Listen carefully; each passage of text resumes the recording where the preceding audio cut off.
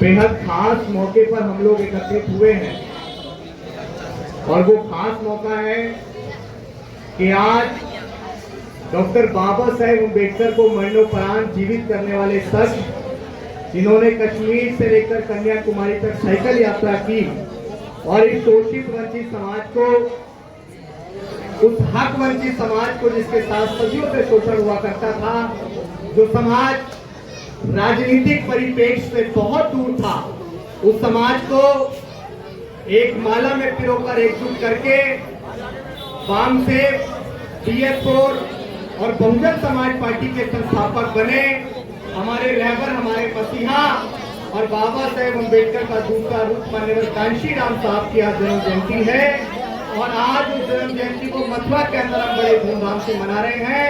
तो आप सभी को और आप सबके साथ साथ सोशल मीडिया के माध्यम से देश भर के लोगों तक जो ये आवाज पहुंच रही है, उन तमाम लोगों को कांशीराम जयंती की बहुत बहुत बधाई और हार्दिक शुभकामनाएं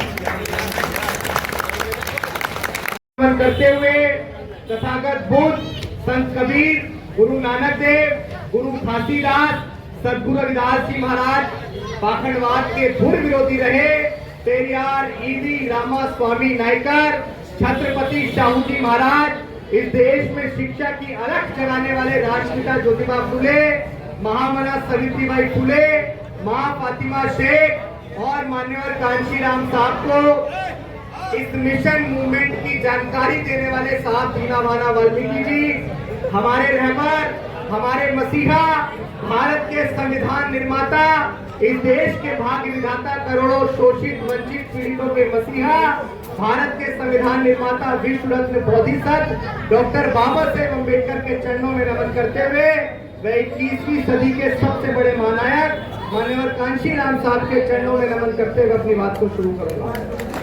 देखिए, आज मथुरा के अंदर हम लोग एकत्रित हुए हैं और पिछली वर्ष भी हम लोग मथुरा आए थे।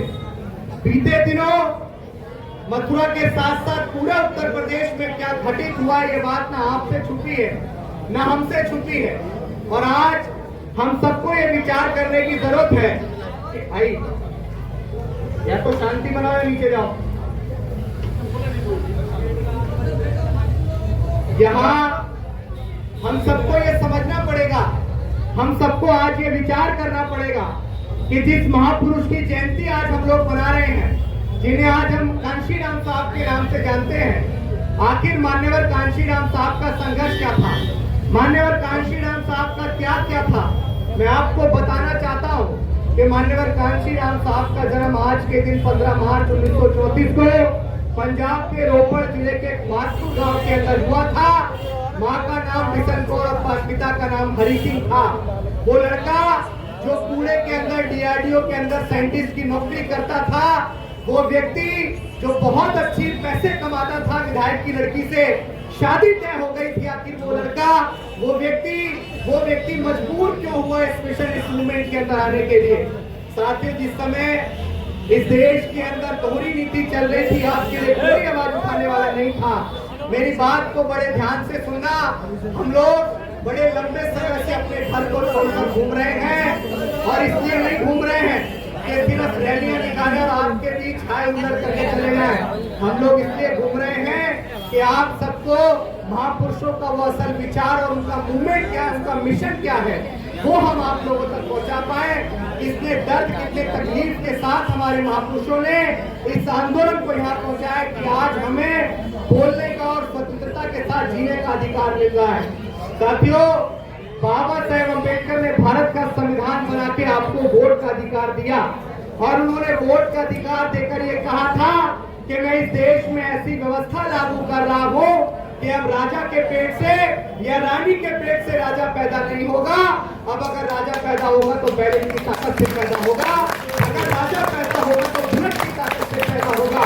बाबा साहेब अम्बेडकर इस बात को बहुत अच्छे से जानते थे कि अभी मैंने अपने समाज को वोट का अधिकार दिया है, वो समाज सदियों से हक वंचित रहा है, वो समाज सदियों से पैसे से वंचित रहा है, वो समाज सदियों से अच्छा खाने से, अच्छा पहनने से, रोटी कपड़ा मकान से वंचित रहा है। तो उसको ये धन्ना से पैसे वाले लोग बरगलाकर उसकी वोट को खरीदने का काम करेंगे। लेकिन जो मैं अपने समाज को रिजर्वेशन दे रहा हूँ वो आने वाले कल में जब पढ़ेंगे लिखेंगे सक्षम होंगे तो वो ये समझेंगे कि कौन हमारा है और कौन पराया है। तब उन्होंने कहा कि जाओ अपने घरों की दीवारों पर लिख दो कि हमें इस देश का हुक्मरान बनना है, हम इस देश के हुक्मरान हैं।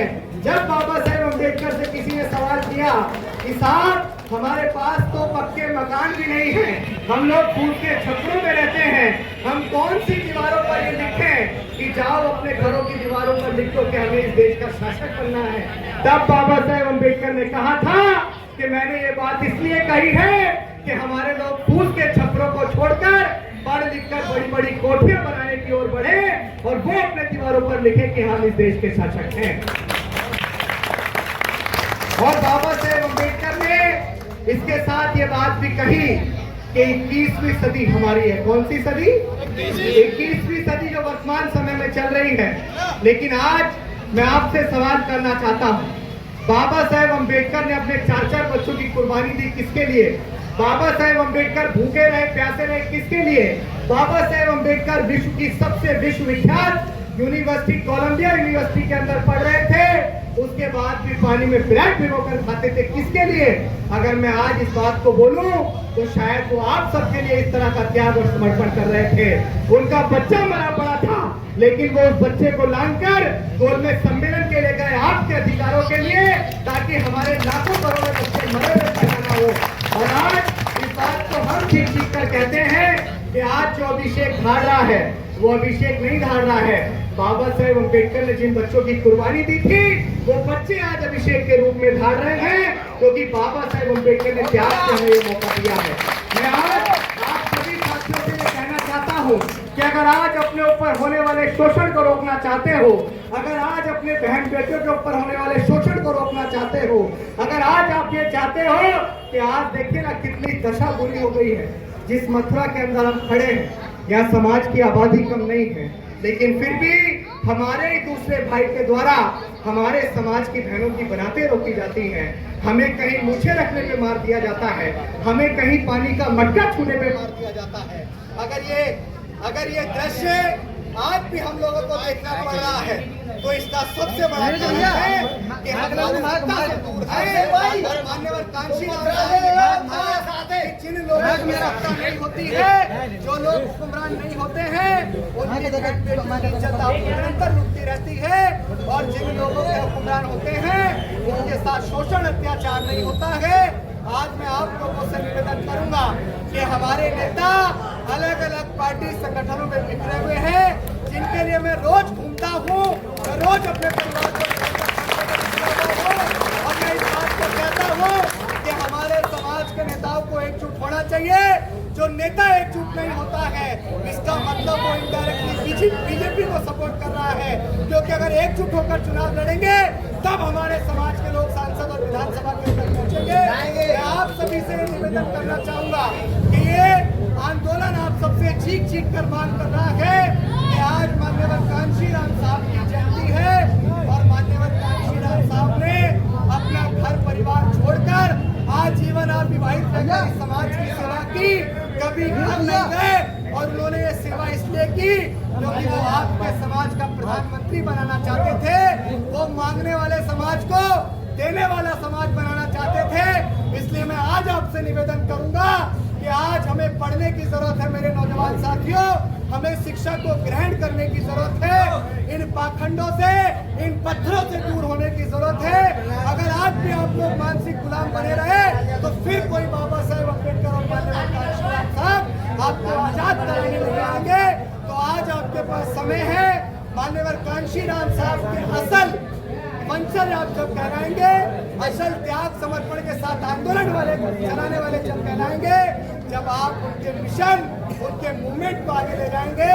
और अगर आज अपने ऊपर होते हुए शोषण को रोकना चाहते हो तो मायावती जी और चंद्रशेखर आजाद को एक करना पड़ेगा।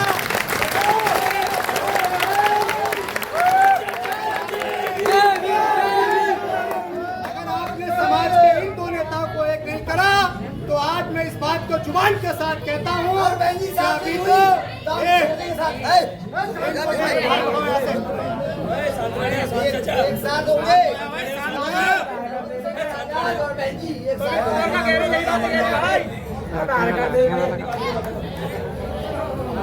अरे साथ हुए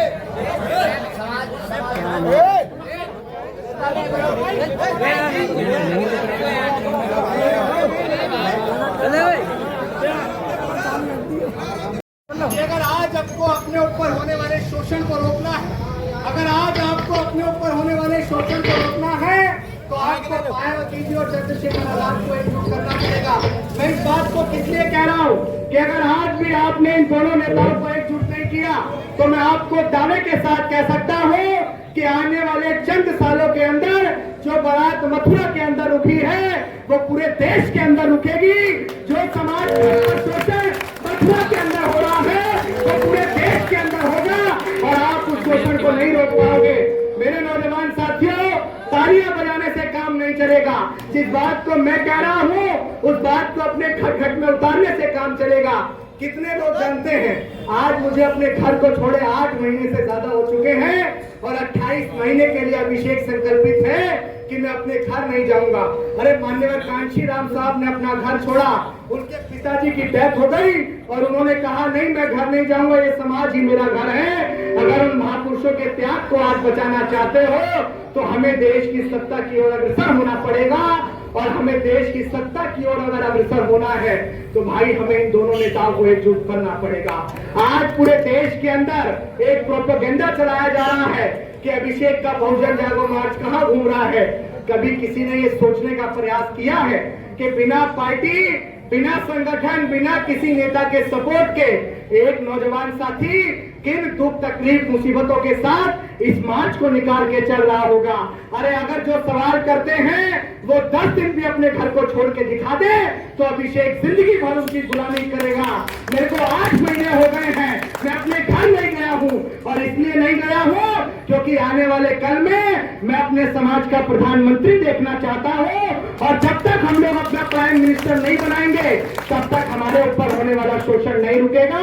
आज मैं अपने समाज के मीडिया बंधुओं से कहना चाहता हूं कि मेरे भाई, आज आप किसी एक नेता, किसी एक पार्टी के प्रचार प्रसार में लगे होंगे, उनका समर्थन करने में लगे होंगे, लेकिन मैं आपको बता दूं, जिस लोकतंत्र के चौथे स्तंभ के साथ आप चल रहे हैं, अगर सरकारें आपकी नहीं बनी तो संविधान नहीं बचेगा, और संविधान नहीं बचेगा तो लोकतंत्र नहीं बचेगा, और जब लोकतंत्र नहीं बचेगा तो चौथा स्तंभ वो मीडिया भी नहीं बचेगी।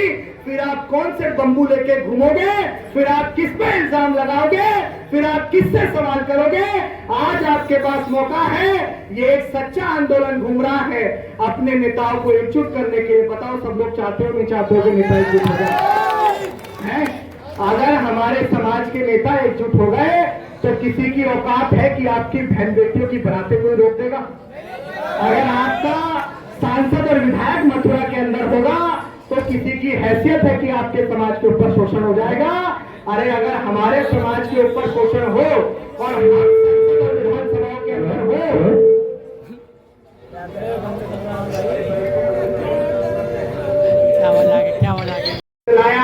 यहाँ के कार्यक्रम के आयोजक पिछले वर्ष में आया था हमारे राही जी, मैं हमेशा इनको देखता रहता हूँ।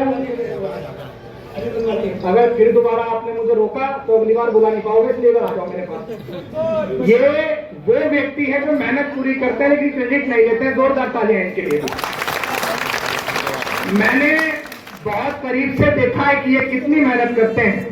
हालांकि सनवाल जी से मेरी पहली मुलाकात हुई है, ये कह रहे थे कि वो वाल्मीकि समाज से हैं, ये बहुजन समाज से हैं और हमारे समाज का हिस्सा है, और हम सब लोगों की लड़ाई एक है। हम सब लोगों को एकजुट होकर इस मूवमेंट को, इस मिशन को आगे बढ़ाना है। बहुत सारे लोग कह रहे थे भैया साथ में चलो, मैंने कहा नहीं अकबाल जी को आगे चलाओ क्योंकि इनको मथुरा का नेता बनाना है। हमें तो पूरा देश घूमना है, हम तो पीछे रह के भी चल लेंगे, सबसे पीछे रह के भी चल लेंगे, बशर्ते हमारे समाज के लोग बहुत मजबूत हो जाएं और हमारे समाज के लोगों को मजबूत प्रतिनिधित्व मिल जाए और वो बहुत अच्छे से अपनी लड़ाई को लड़े। तो आप सबका बहुत बहुत धन्यवाद। यहाँ के तमाम लोगों का एक लाइन में किसी एक का नाम ना लेते हुए, लेके अध्यक्ष से और निचले तबके के कार्यकर्ता तक जिन्होंने इस प्रोग्राम को सफल करने में अपनी पूरी मेहनत ली है, उन तमाम लोगों का बहुत बहुत धन्यवाद और साधुवाद। बहुत बहुत आभार साथियों, शुक्रिया।